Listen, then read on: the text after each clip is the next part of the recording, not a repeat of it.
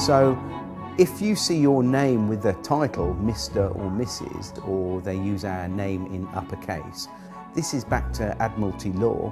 The legal fiction is an abstract term to explain a concept, and so is the term straw man. With debt collectors, people assume when a debt collector comes round that they have actual power. They don't. They have no power whatsoever.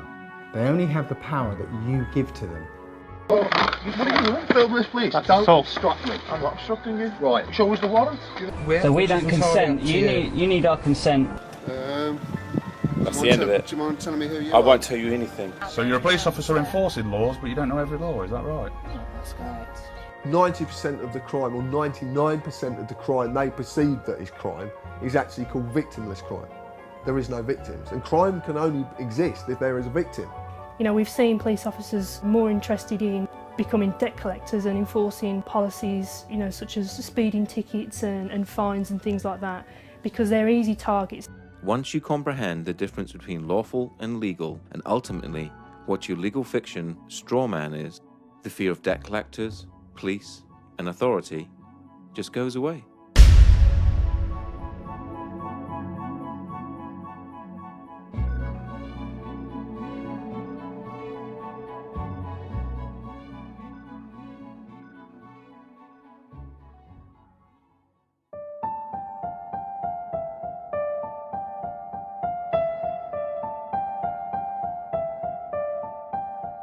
If you live in the UK, you are led to believe that the Queen is the only sovereign. This is wrong. The Queen is given authority through the coronation oath. Her oath was a binding contract between the Crown and the people of this nation.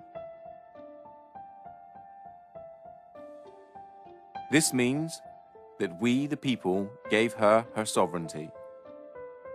And as everyone knows, you can't give away something you do not possess yourself. That means that each and every one of us is sovereign. We each have supreme, independent authority over our own flesh and blood human body.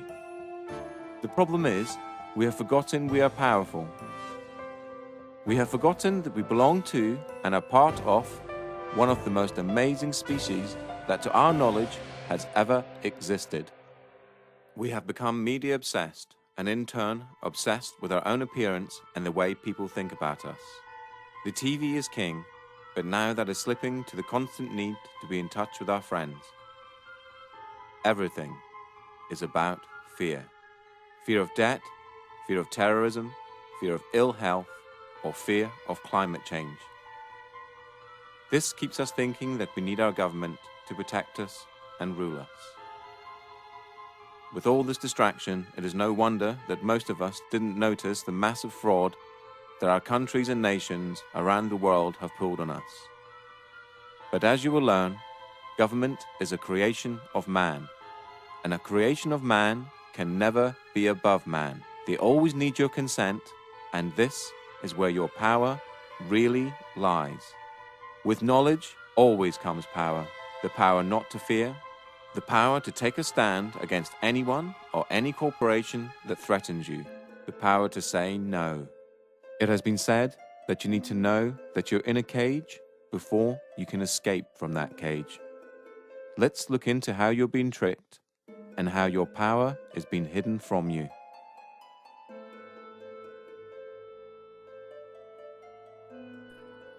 If you've never heard of the terms legal fiction or straw man, then what you're about to learn is something that sounds so astonishing that it couldn't possibly be true. If I were to tell you that paying your tax, getting a driver's license, registering your car, paying fines, and attending court are all optional and that you are conned into agreeing with them, what would you think? All statutes and acts are optional too. Your straw man is a fictitious legal entity created at your birth through your birth certificate and the registration of that birth. Okay, my understanding of the legal fiction, which is also referred to as the straw man, the way I explain it when I do talks, I keep it really, really simple. And what I do, I liken it to a game of Monopoly. Now, in a game of Monopoly, you actually have a little token like a dog or a battleship or a hat, you know, like a little top hat, and you move it around the board. Now, I believe that they actually give us a fictional entity which we can actually use or not use. And I believe this is and a lot of other researchers do as well, that this is your name in either uppercase or with a title. That when each person is born, whenever a human being is born, there's two entities. One is the real entity, which is the human being, the flesh and blood, and the other is a legal fiction, a fictional entity that is nothing more than a piece of paper, the birth certificate. Again, we're duped into believing that these are one in the same, and so we're tricked into representing the legal fiction, the straw man, that birth certificate. So when people get fines and things like that, it's actually consulting the legal fiction, the non-existent entity, the corporate entity that is owned by corporations. You have any interactions with the bureaucracy, okay? They're not interacting with you, they're actually interacting with your legal fiction, because they can't deal with a flesh and blood human. Yeah, they have to deal with another corporation. When you start to break down the words that we use and you start to look at the roots of all these words, and you actually look at where these words, what these words actually really mean, you start to get an idea of what's going on. The word corporation is very, very specific, because it's corp and oration, it's dead speak. So a corporation is something that's dead. It's an entity that exists only in a legal framework. It doesn't exist in any other framework at all. It only becomes an entity through legal mechanisms and legal means. In essence, when you were born and far too young to understand, a company with your name was created through your birth certificate. When your parents registered your birth, they actually created a company and handed ownership of that company and you over to the state. It is important to remember that your parents were tricked and had no idea this was happening. This is why the state can take children from their families and it not be classed as kidnapping. They own your child.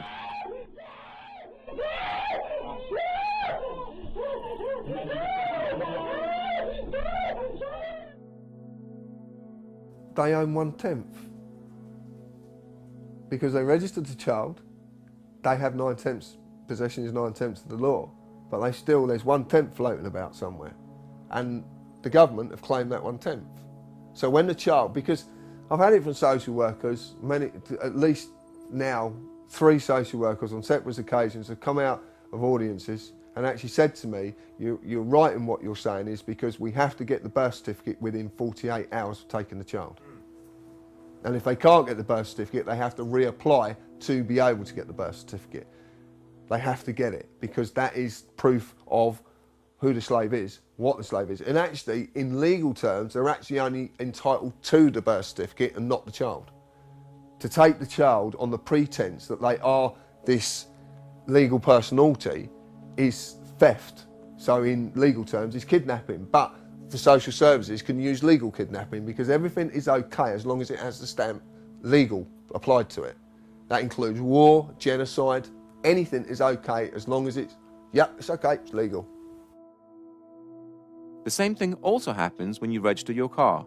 You get a document back saying you are the registered keeper and not the registered owner. So yeah, obviously we've just spoken about registering children, and the other thing that we register though is our vehicles. And obviously either of those can allegedly be taken off you at some point in time, which is quite interesting. The 2 registered items are the things that can be taken. You are the registered keeper of your car. You're not the owner, you're the keeper in their eyes. Now they'll argue that point, and a lot of people will argue that point, but it's quite easy to quell this argument and say, well, okay, if you don't put tax on the car, then they'll come and take your car. Now, in the legal world, taking anything from someone without a legal mechanism to do so is theft. The legal system cannot deal with humans. It can only deal with pieces of paper. Only common law can deal with humans.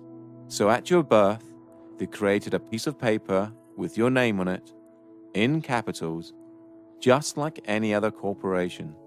This is done to dupe you later in life into thinking that you are the legal entity and not you. Then imaginary penalties and cost are imposed on the straw man, and you, thinking you are it, pay them. And it's kind of like an overcoat, this legal fiction.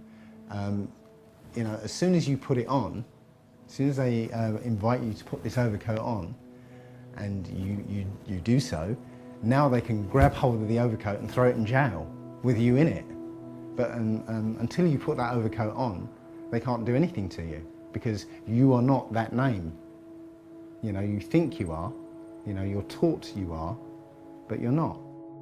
The deception is done through the manipulation of words and language.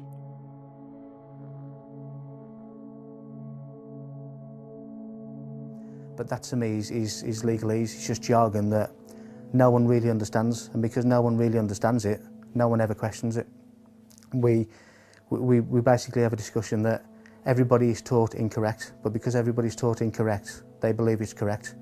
Legalese is a whole language of its own. It's a complete legal jargon that's not really designed for anybody to understand it other than those that are supposedly supposed to be enforcing it. And it's something that's so complicated that not even police officers understand what they're saying.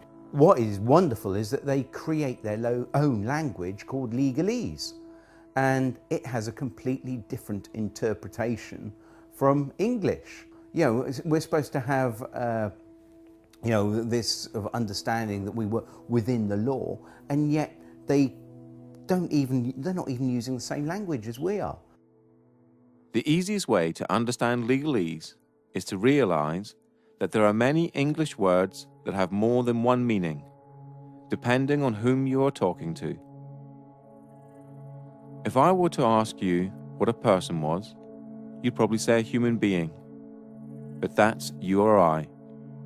If you were talking to someone in the law society, i.e. a police officer, lawyer, judge, etc., they have a different dictionary to you or I, and person could mean company or corporation, i.e. the legal fiction. You know, if you tell a lie often enough, it becomes truth, or certainly the perception of truth. So legalese is jargon that nobody understands other than those who actually come up with a jargon that really, really deeply understand it. And even police officers don't understand it, or magistrates, or even judges for that matter.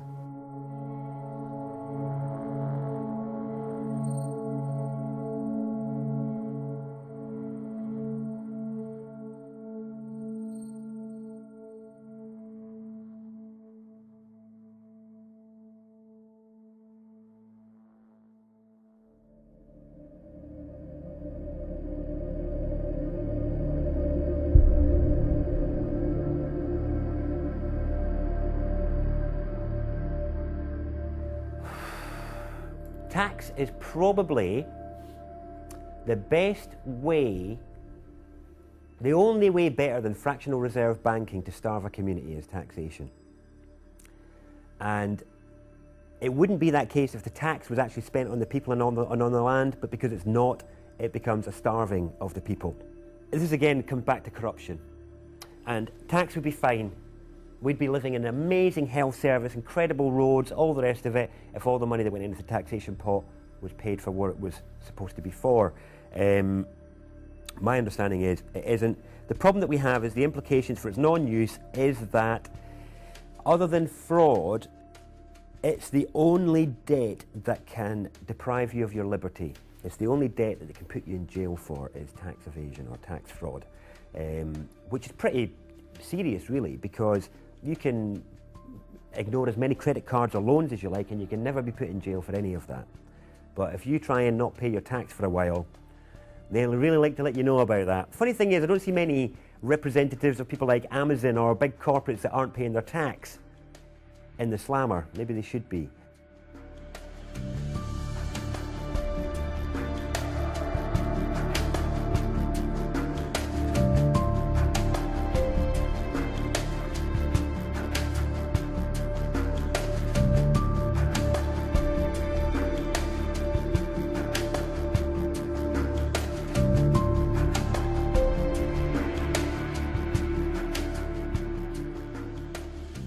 Income tax in the UK first started in 1799 as a temporary measure to cover the costs of the Napoleonic Wars. It is still a temporary tax today, which expires each year on the 5th of April and has to be renewed as a provision in the annual financial bill. Income tax was withdrawn in 1816, but was re-established in 1842 and has stayed since. Because of this, human beings are the only creatures on the planet that pay to live on it. The government does not own the product of your labor. If they did, you would be a slave. Since they do not own the product of your labor, then taxation can be defined as theft, or more accurately, extortion and blackmail. No man can own another, so no man can own the fruits of another man's labor. Most people will argue that it is a necessary evil, and that it's legal because the government say that it is. How else would we pay for hospitals, police, roads, and so on? Well, reaching into your own pocket to help a good cause is noble. Reaching into someone else's pocket under the threat of force is despicable.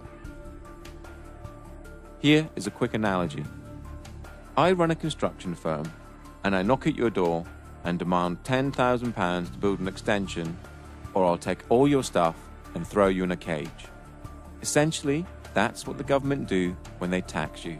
They say they're going to supply you with services and protect you, but if you don't pay them, just like the mafia, they are the ones that come after you and use force and violence to get the money out of you. The trouble is, most people never look at these situations from these angles, and so rarely see the deception that is constantly being pulled over our eyes. A large percentage of all the tax you pay is used on war, bailing out the banks, and paying off the national debt. It has been calculated that 47% of all your income is spent on tax. You work 5 to 6 days a week and get to keep 54% of your wages. Then you have to pay for your mortgage or rent, gas, electricity, water, food, clothes, and that's just the basics. No wonder both parents have to work and work constantly, unlike families of just 50 years ago. You are a slave, and you're in a metaphorical cage that, just like Neo, you cannot touch, taste, or smell. A prison created by the mind of man. Governments essentially run human farms and feed you the perception of freedom. Governments do not make money within themselves. The government's primary function is to trick money out of your pocket and feed it into their business, so they can carry on with wars, deception, and human farming, all in plain sight.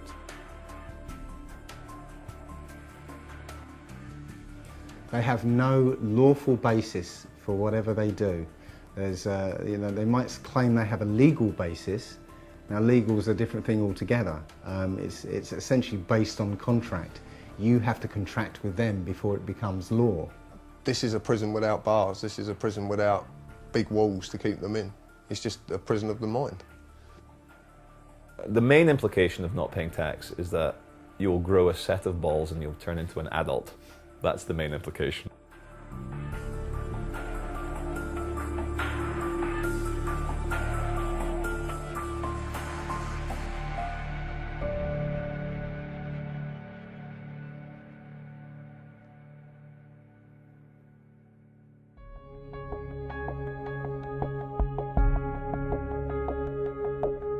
The three functions of money are distinguished as 1. A store of value or purchasing power, the ability of an item to hold value over time. 2. A medium of exchange. Money serves as a medium of exchange, i.e., an asset that the sellers will accept as payment. A medium of exchange allows people to eliminate the use of barter. 3. A unit of accounting, a way of placing a specific price on economical goods and services. As a unit of accounting, the monetary unit is used to measure the value of goods and services relative to other goods and services. Money in its modern form arose from goldsmiths who retained gold and other precious metals in their safes and in exchange they gave certificates to prove the deposits. People then started to exchange the certificates for goods and services, and the goldsmiths very quickly realized they could make a lot of money out of just looking after other people's valuable goods. The now no longer a goldsmith but running a deposit facility took in gold and other precious metals as deposit and issued deposit notes that the public used as money, backed by the gold in the deposit facility's safe. The goldsmiths soon realized that very few people actually redeemed the gold, and so he started to give out loans in the form of deposit notes, knowing that he only needed around 10% of actual gold in his safe, as that would cover, even on a busy day, the amount of people exchanging certificates for gold. The deposit facility would then require the loan repaid plus interest, and this was the birth of modern banking. Through the years, money has been backed by, given a store of value, by the silver standard and gold standard,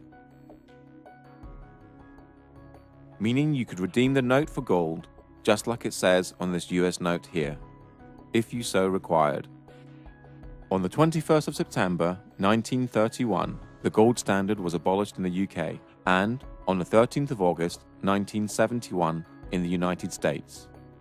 Since 1971, the majority of the planet now use fiat currency. Fiat currency is money backed by nothing and has no value. It only has value because it's decreed as such by the government, and more importantly, we all believe it has value.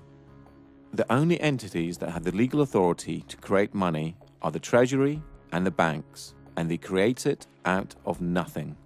Martin Wolf, the Financial Times chief economic commentator, said this: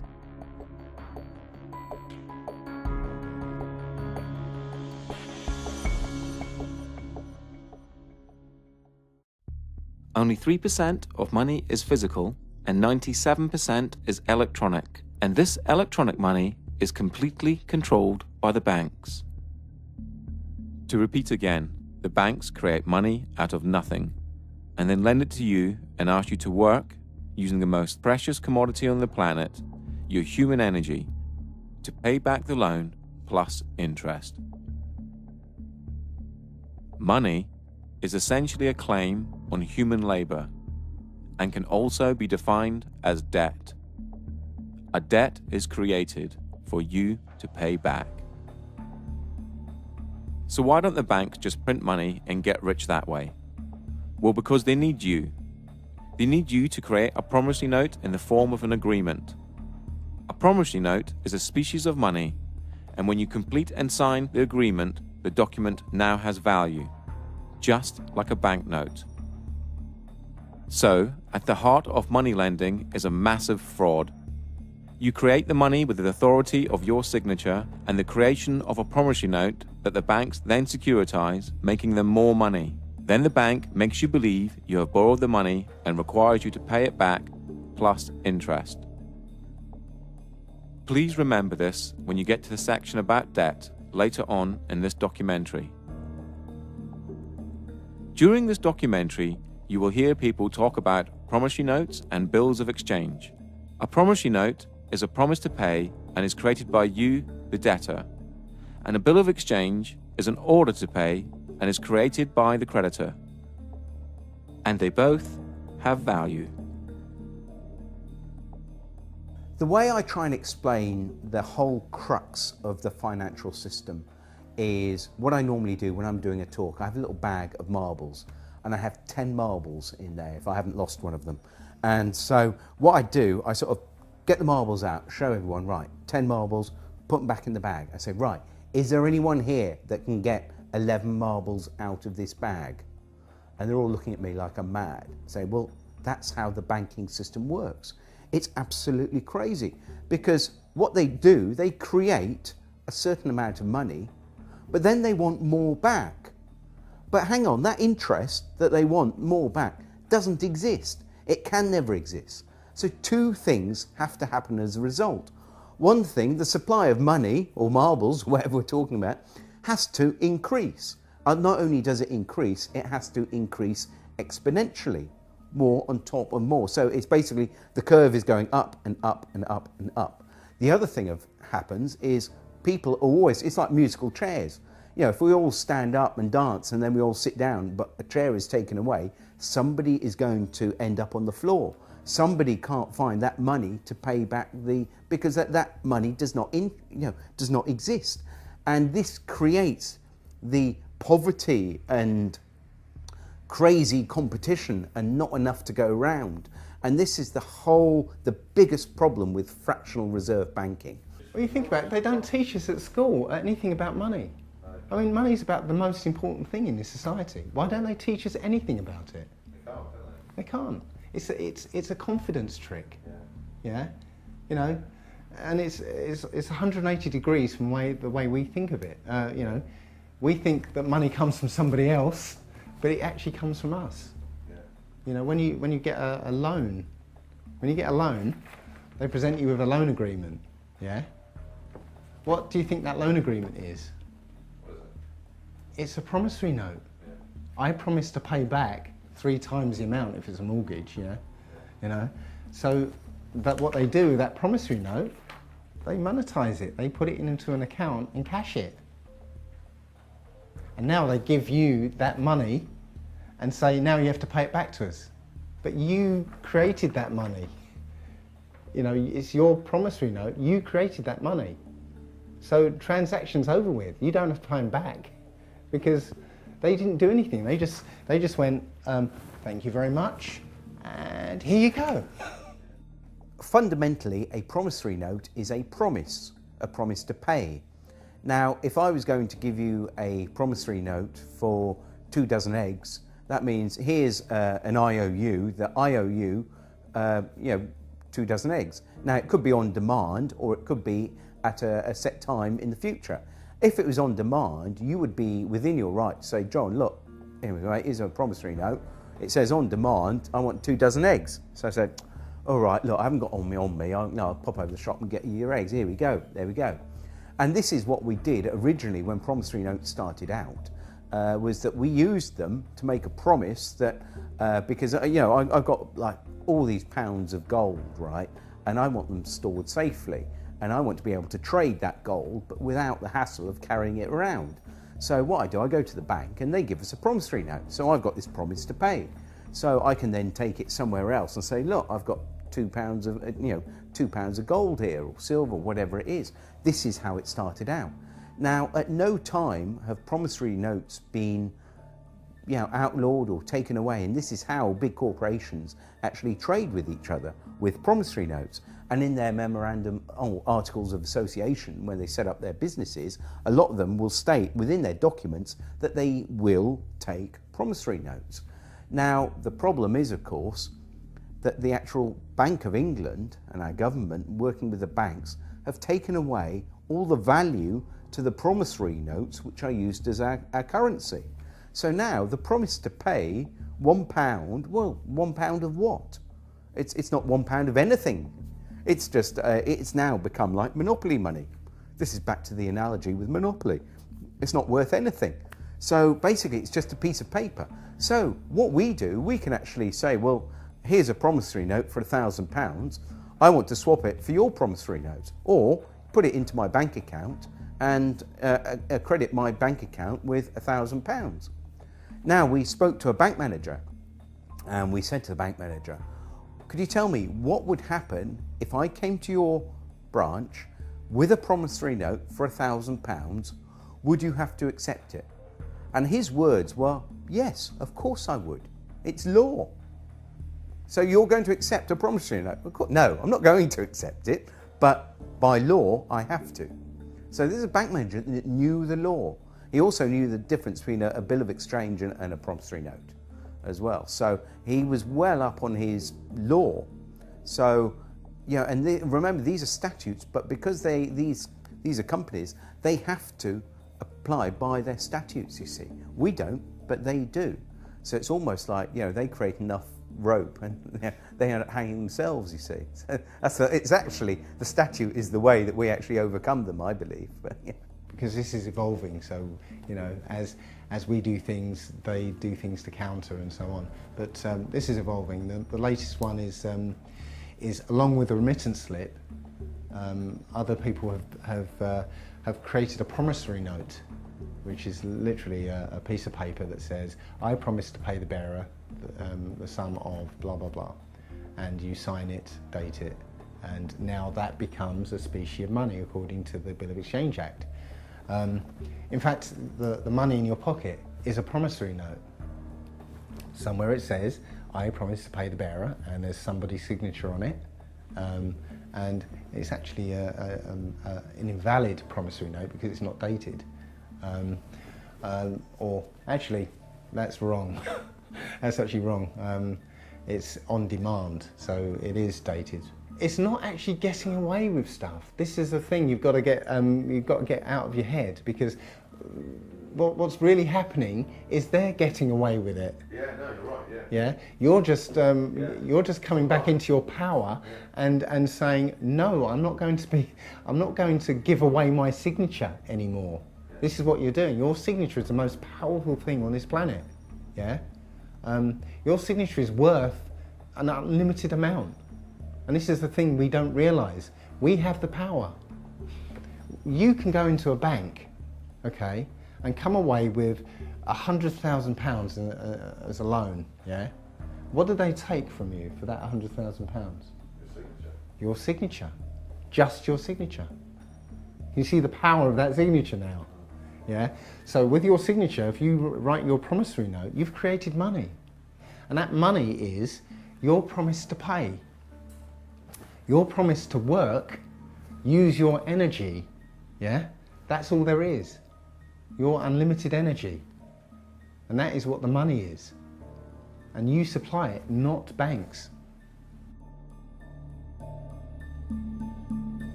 Don't assault me! Don't assault me! Don't assault me! Am I free to go? Listen, mate, I'm asking the questions. You're the public servant. Will you take your hand off my car, please? Thank you. I do not consent, officer. I don't consent to a mental breaching the peace. But I am sovereign over my human body, and I do not consent to any search. I do not consent to any authority you feel you have over me. I am a sovereign British citizen, and I do not wish to be searched. I am the county court bailiff. No authority. Excuse me, it's our right to film you. It's our right to film you. Yes, it is. Under what law are we not allowed to film you? Because I'm asking you not to. Yeah, but you have no authority to tell me not to film. Because we're in a public area. James Parisi with the Quincy Police Department. What is your name, sir? That's good to know, sir. Yeah, what is your name? Well, I don't think that by law I have to identify myself. I'm on the sidewalk minding my own business and there's no laws being broken. You said, look mate, I can't give you the full section. Can't give you the full section because you can't expect me to know it, is your words. Yeah? And I'm saying, well, if I can't expect you to know it, you can't expect me to know it. Can you show us the warrant, please? We've got a warrant for arrest. Can you show us the warrant, please? Show us your documentation. Show us the warrant, please, with a wet signature.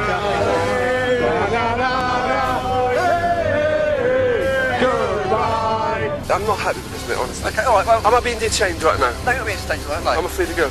Sorry? Am I free to go? Not at the moment, no, because I need to... Well, am I being detained or arrested right now?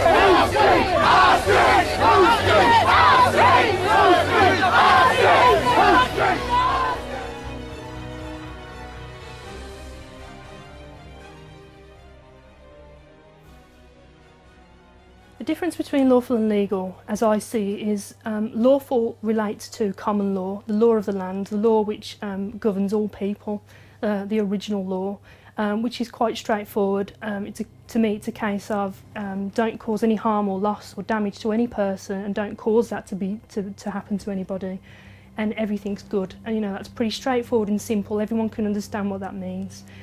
Legal pertains to our legal system and where statutes and acts come from, and it's a system that doesn't actually relate to common law. So we've got these two systems running side by side. We've been fooled into believing that they are one and the same, and so when police are policing the streets, we're enforcing policies, acts and statutes which, when looked into, are not actually necessarily lawful.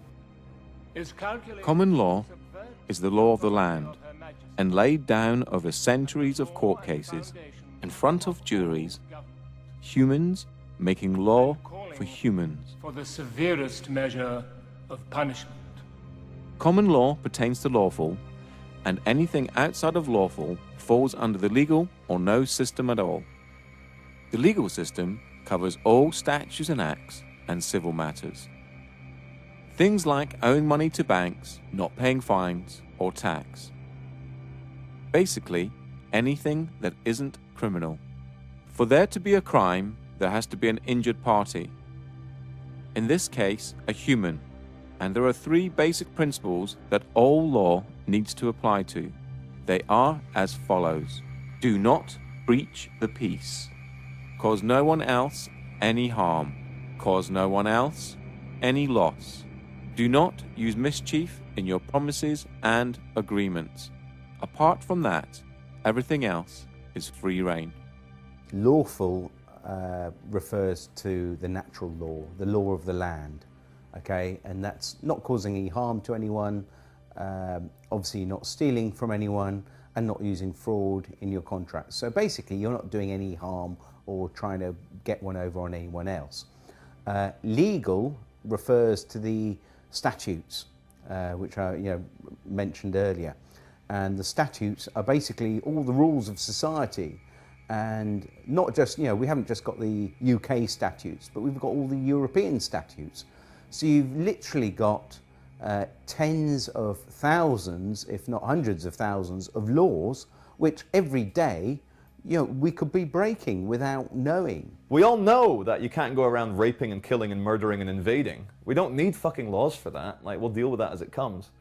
But anything other than that, what you want to smoke, where you want to live, where you want to take a shit, who you want to insult, not a fucking other adult on this planet. Like, what are you, my dad? Are you my fucking dad telling me what to do? Like, that's how I feel now when police or control freaks try and give it to me.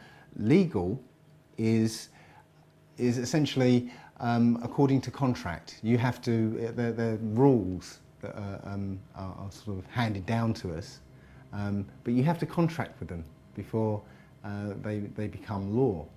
And that law is contract law. You enter into contract, you're bound by it.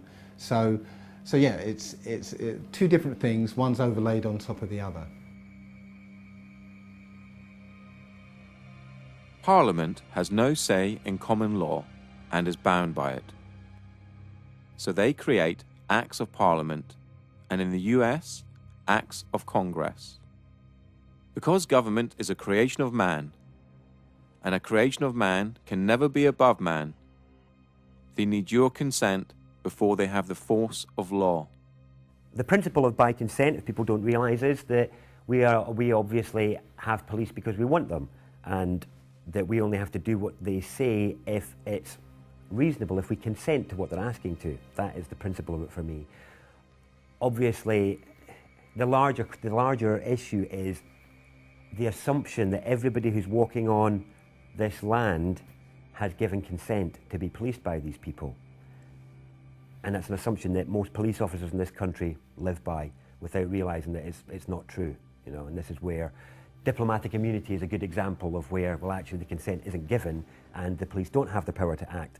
Another good example that shows it's all about jurisdiction is that our police have no power at all at the American embassy. But that's on our land, isn't it? And that's another example. Embassies are a good example that shows that jurisdiction is portable. It's not tied to land, it's tied to the party. So I can carry my jurisdiction with me, which is the whole principle of sovereignty in general.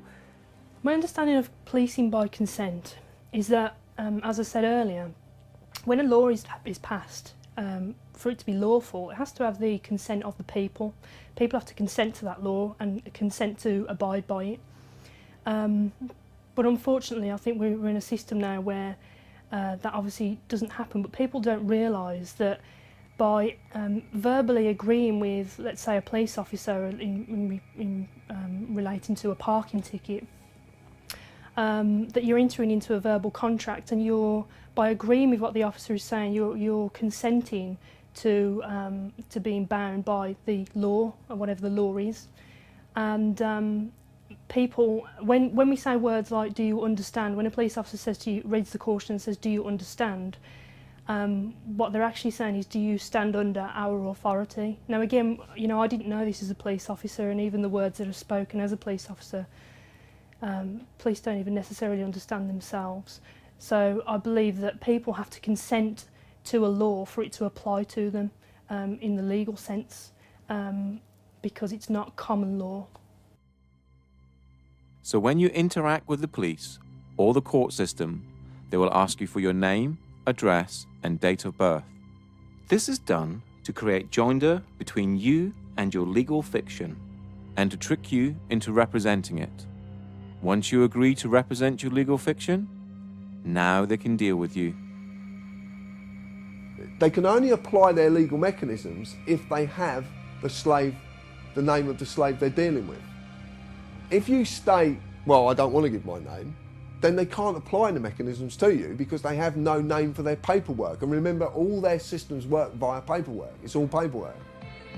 I think you might be wanted. Well, if I'm wanted, what's the problem? Could be arrested. Well, then arrest me then, innit? I need to establish who you are. No, you don't. If you think I'm the person that's wanted, arrest me, innit? Where do you live?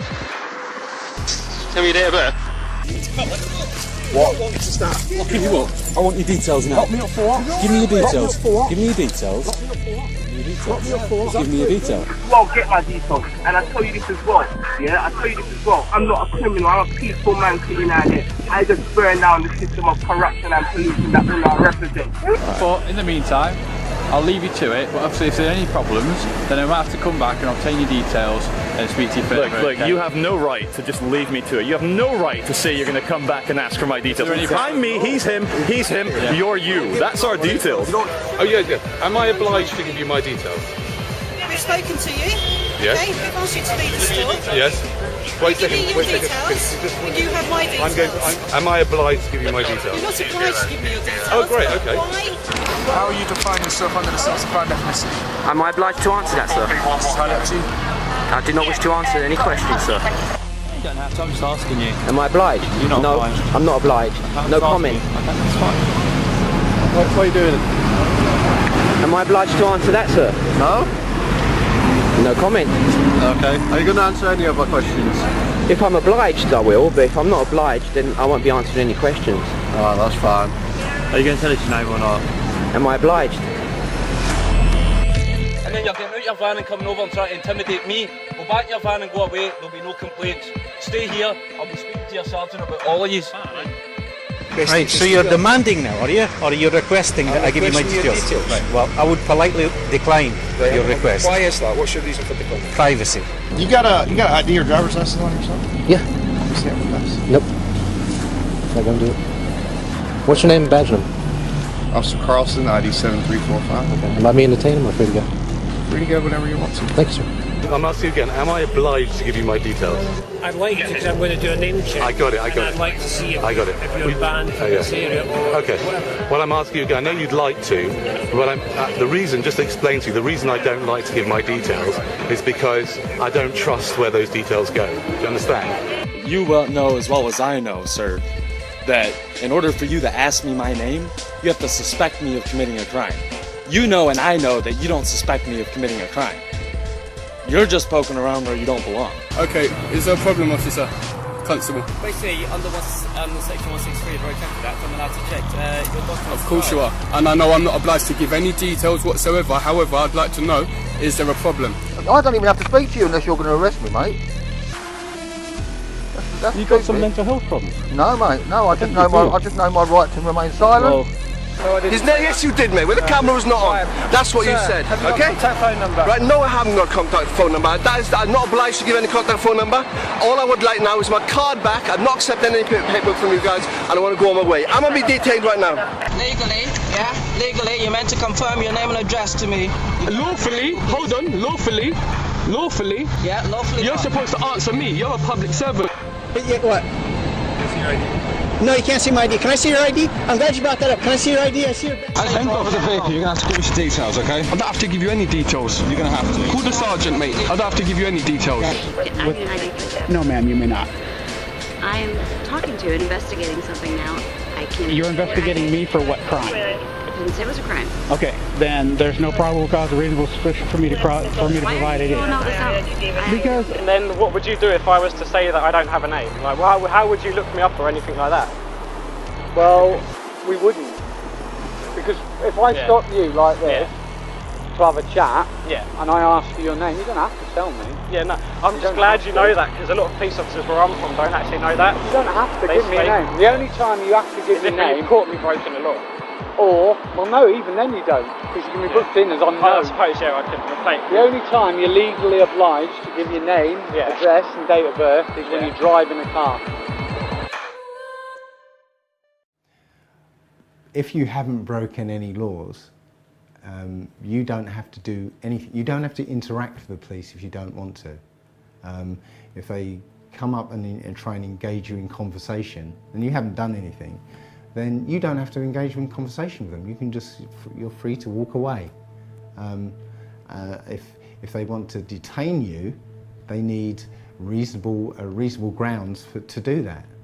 And if they don't have reasonable grounds to do that, then they're actually in breach of their oath, and they're liable. With statutes and acts, the consent of the people, those are the people that's there to govern, has not been obtained. And so, it's frowned upon. It's very much a grey area, and police are being used to enforce statutes and acts of the legal system, and not really understanding what that means and what it means as a police officer to police. I believe that Black's Law Dictionary states that a statute is a legislative rule of a society given the force of law by those who consent. So a statute it doesn't actually say a statute is a law, it says it's a legislative rule of a society given the force of law, but only by those who consent to being in that society or consent to the fact that consent to the law. So if you say to a policeman when they stop you, I'm sorry, I do not consent, I do not understand, that is, I do not stand under you, then you can step away from that. But it's important that you uphold the actual natural law. And of course the policemen and magistrates and also the Queen, they all state oaths to the law of the land. So you can ask an officer if he's actually, are you on your oath?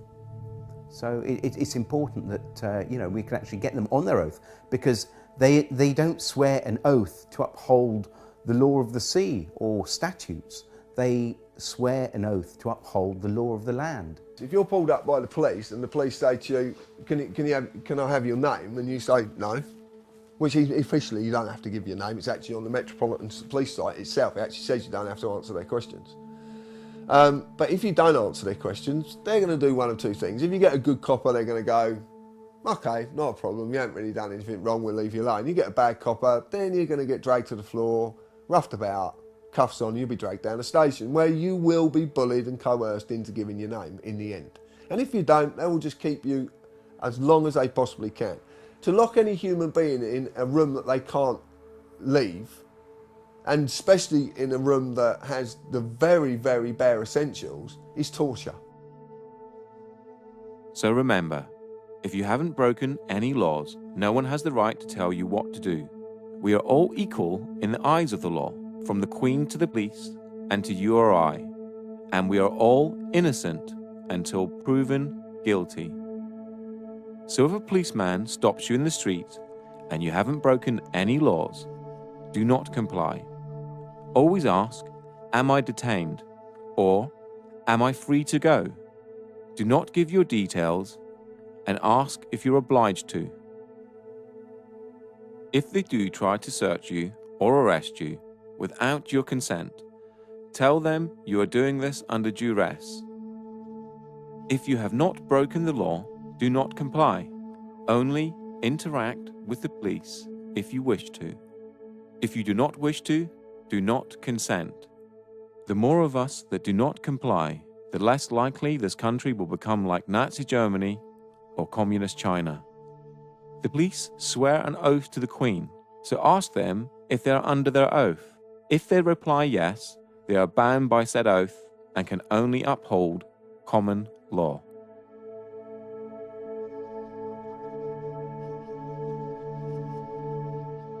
This is certainly the most updated. When I joined it was slightly differently worded to this, but this is probably the most updated, and it starts with I, you state your name, of, you state whichever police force you are serving, do solemnly and sincerely declare and affirm that I will well and truly serve the Queen in the office of Constable, with fairness, integrity, diligence and impartiality, upholding fundamental human rights and according equal respect to all people, and that I will, to the best of my power, cause the peace to be kept and preserved and prevent all offences against people and property, and that while I continue to hold the said office, I will, to the best of my skill and knowledge, discharge all the duties thereof faithfully according to law. That is the oath and attestation of a police constable.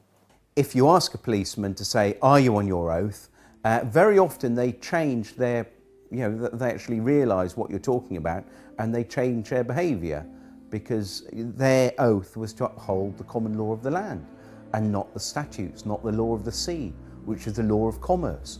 Because we realise that everything now is to do with commerce. When the policemen stop us, you're not wearing a seatbelt. Well, who am I causing harm to? Where's the loss or damage? It's crazy. And so they say, oh no, you're breaking the law. Well, I'm just breaking a rule, but why? What authority do they have over us? I haven't given them my authority. The oath that every police officer is to preserve the property, life and subjects of the Queen. Now that to me is people, property, disturbances, breach of the peace. That's how I understand the office of constable to be now. It's basically an oath is a promise. I promise to enforce the law. I promise to serve Her Majesty's subjects. I promise to prevent them as much as I can, prevent them from being harmed, to prevent their property from being destroyed.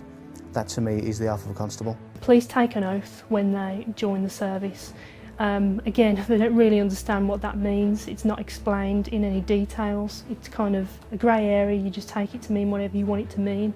But it's all been set up to allow the system that currently enslaves people to carry on enslaving and to further that enslavement into every aspect of our lives. Hey guys, so I'm here at Parliament Square for the Occupy London protest. I've just come over to a group of police officers who are protecting and serving the people today. I've just approached this guy here who obviously has his back to me now. What's your name please, sir? Obviously you're obliged to tell me. It's your job as a public servant to identify yourself. So could I have your name, please? Okay, we have here Constable Bird. It's a pleasure to meet you, sir. I have here about 200 copies of the UK police officer's oath of office. I've just asked them if they know their oath. They've gone very quiet on me. This isn't an attack on you guys, just so you know. Like, I'm not trying to cause trouble with you or anything. I'm just trying to make sure you do your job properly, obviously. I mean, some emergencies just come up, so I'm going to follow them just to see why they're avoiding my questions. I think we all know it's because they don't know their oath. But I'd like to offer them a copy just to see if they will remember why they became police officers, which was obviously to protect and serve the people of this country. But if during their programming and their training and stuff have forgotten who they actually went into the job for, I'd like to remind them. So I still have the oath in my hand. Look, you can see all the copies. They're walking away from me. They don't want to hear it. My aim at this protest is obviously to help the police remember their oath, to remember what it is that gives them this authority in the first place, and hopefully they will honour humanity and uphold. Let me just read their oath to you guys. Look, they're really walking away from the square and everything. They don't want to hear this at all. I, so-and-so of wherever, do solemnly and sincerely declare and affirm that I will well and truly serve the Queen in the office of Constable with fairness, integrity and diligence and impartiality, upholding fundamental human rights and according equal respect to all people. And that I will, to the best of my power, cause the peace to be kept and preserved and prevent all offences against people and property. Sorry, where was I? Prevent all offences against people and property, and that while I continue to hold the said office, I will, to the best of my skill and knowledge, discharge all the duties thereof faithfully according to law. So could you now recite that back to me? This is going on the internet, by the way. Not even an acknowledgement from them, guys. This is what we're dealing with. They've just completely ignored all attempts and walked off to their van and gone away. What are we supposed to do? I'm not giving up. I've got about 200 copies of their oath of office that I'm going to give out to them, and I'm going to ask them to uphold it and say, will you honour this oath and remember why you started this job? And hopefully, fingers crossed, some of them remember that it's the people that they work for. So wish us luck, guys, because we're on a mission to convert these guys to truth and love. Wish us luck. Namaste.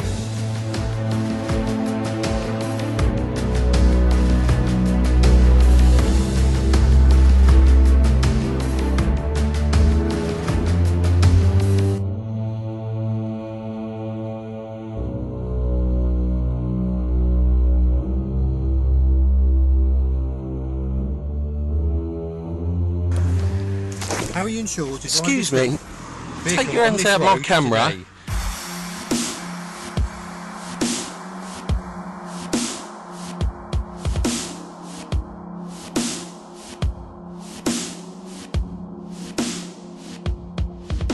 So I've seen many sorts of videos on YouTube and the like recently where people have been filming encounters with police officers, and they've basically been told that they can't film. But if you look at the Metropolitan Police's official website, it actually states that you can film police officers if it's in a public domain. If it's in a private domain, then obviously that may well be different, because there's certain laws of corporations and whatever that may prevent that.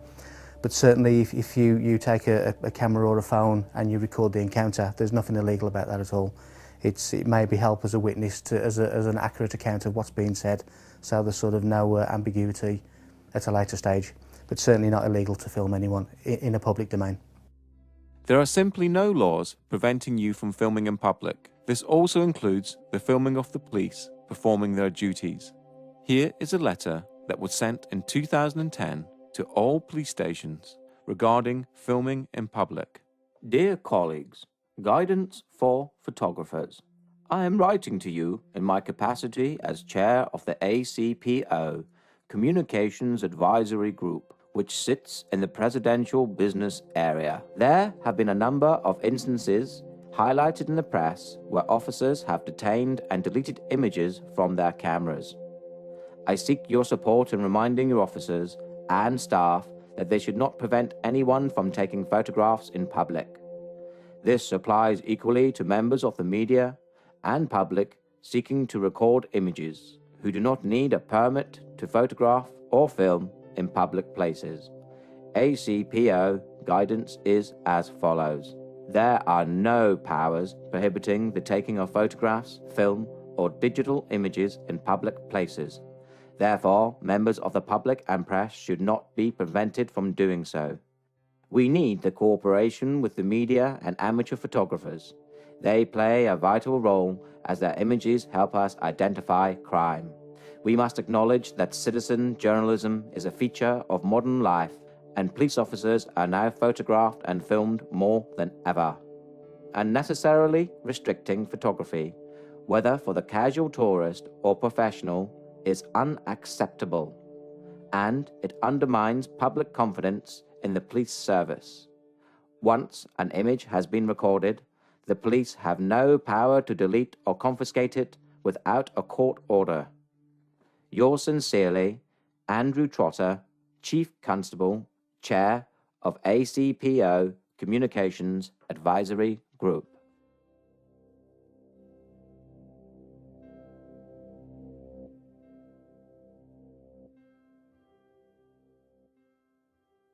As a professional television cameraman or a member of the public, I am allowed to stand in the street and shoot. I don't need 4 police officers or wardens or whatever you are when I stop to do this. This is absolutely bloody ridiculous. And I'm fed up with every single time that I do this of being stopped and being questioned and being treated like some kind of criminal. Oh, for God's sake, this is Windsor Castle. There are a million people around here with cameras. Do you think a terrorist would stand here with a tripod and make it bloody obvious? Or do you think a tripod would just get a terrorist would get a home video camera out and shoot? It's obviously I'm wasting my time talking to you. So. You clearly are. Thank you very much. Let me get on with my day. I'm not arguing, I'm asking you a question. Can I film anything in public, in the public? If it's against the law to film in public, then everybody with a camera would be breaking the law, wouldn't they? What is the actual law saying I'm not allowed to film you? Nothing. There is no law to say you can't. Okay.